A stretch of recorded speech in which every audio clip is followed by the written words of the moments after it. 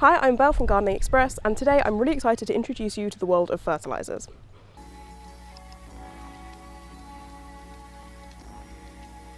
You might be wondering why fertilisers are so important in gardening. They essentially serve as either organic or chemical sources of core nutrients for plants. Let's dive into the 3 key nutrients that make up most fertilisers: nitrogen, phosphorus, and potassium. Nitrogen is essential for promoting lush, green leaf growth.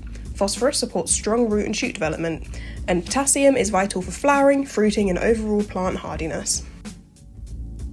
You might need to fertilise your plants if you observe signs of nutrient deficiency, such as yellowing or discoloured leaves. Fertilising in the summer is particularly beneficial as it can boost growth and encourage more abundant flowering. Now let's explore the different types of fertilisers. Organic fertilisers. So organic fertilisers are anything derived from plant or animal material, like seaweed, fish blood, and bone meal. These fertilisers release nutrients very slowly, which is very gentle on the plants. Inorganic fertilisers. Inorganic fertilisers consist of artificial plant nutrients as well as naturally occurring mined materials. They release the nutrients much faster and are good for a quick fix for nutrient deficiency. Controlled release fertilisers. Controlled release fertilisers are typically granules of inorganic fertiliser coated in a porous material like sulphur. So when water gets into this granule, it gradually leaches out the nutrients into the soil, which is accelerated on warmer days.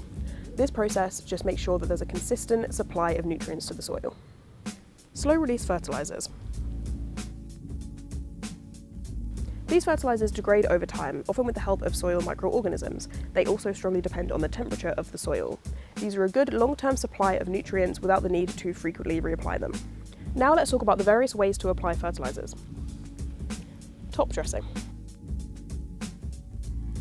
Top dressing involves applying fast-acting fertilisers onto the surface of your soil at the beginning of the growing season. It's a really good way to give it a quick boost of nutrients. Base dressing.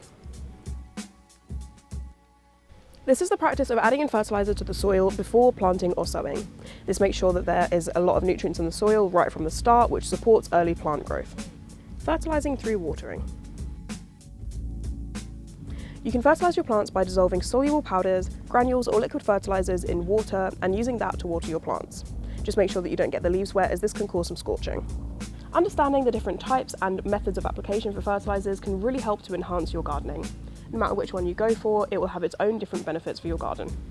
Remember to like this video if you enjoyed it and subscribe if you want any more content from us. If you want any more information about plants and gardening, be sure to check out the other videos and articles on our website. Thanks for watching and enjoy your garden.